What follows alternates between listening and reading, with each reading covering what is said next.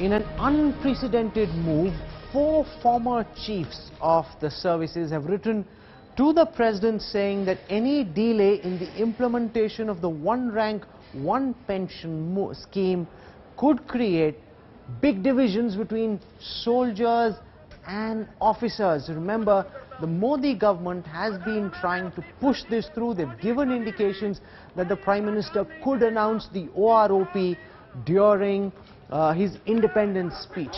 But this letter has been signed by former Army Chief General S.F. Rodrigues, former Navy Chiefs Admiral L. Ramdas, Arun Prakash and Surish Mehta, and it says that the denial of OROP is the last straw that has exhausted the veterans' patience. I want to go across now to Satbir Singh. He's been leading the charge on behalf of the veterans. He's joining us on this broadcast. You, General Khadian, have been leading this march for a very long time. Now, former chiefs stepping in.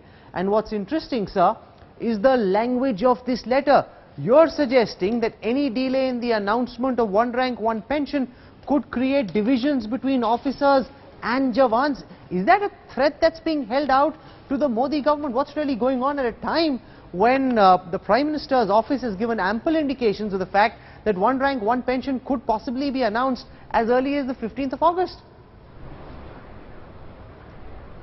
Rahul, it's a question of assurances not being met by the present government.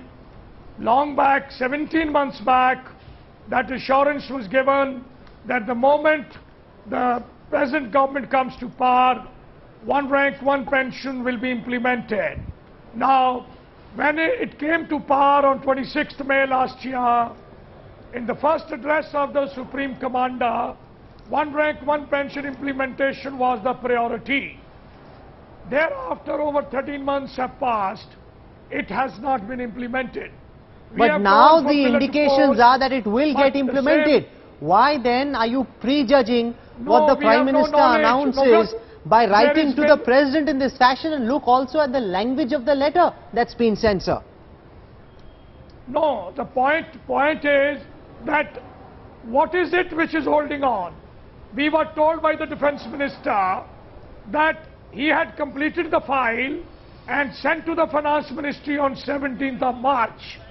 Today, we are closing to 17th of August very soon.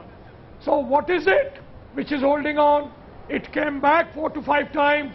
It was answered back to the Finance Ministry. Assurance is not kept.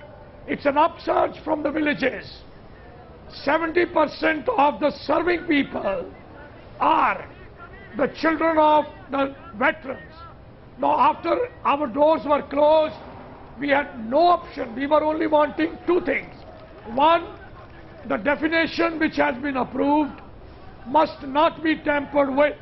Sir, but the real fear, have approved it. Sir, the real fear is that if this is done for the Army and the Navy and the Air Force, then there will be a spiraling demand from the paramilitary forces. And that would then be a burden on the exchequer, which would cripple the government. That's a very real fear. And at some level, while of course what the veterans want needs to be kept in mind. My own father is a former officer, but the reality is that you can't disregard the country's finances. That too needs to be kept in mind, and the Army teaches more than anything else that national interest comes before self-interest. No, Rahul, yes, national interests come. The national interests are also, it is the responsibility of the nation to look after the soldier who gives his own life to protect the integrity and sovereignty of the nation. I want to ask, what is the impediment? Why? They are saying that others will demand. No, sir. Others serve till 60 years. 85% of the army retires at the age of 35. Okay, tell me, sir, before I end, what happens? Clearly, veterans are still on a war path, not satisfied with what the Modi government is holding out. Talks have collapsed just before Independence Day. Very dramatic, this, of course.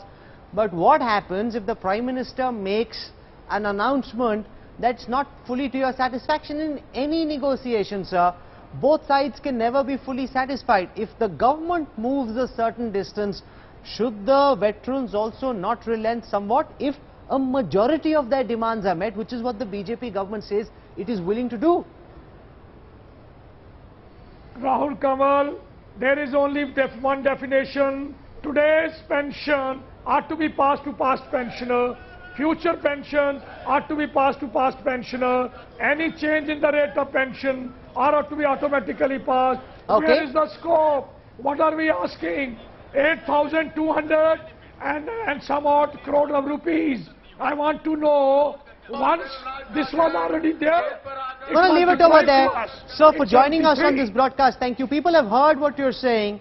There's of course deep concern about the language of the letter that's been written by 4 chiefs, but these are 4 very respected officers who've lent their signature to a petition of this nature. It remains to be seen what damage control can the Modi government do. You don't want a situation where men who've laid down their lives, who fought for the nation all through their years, come into a situation where they're at a warpath with their own government. Thank you very much, sir.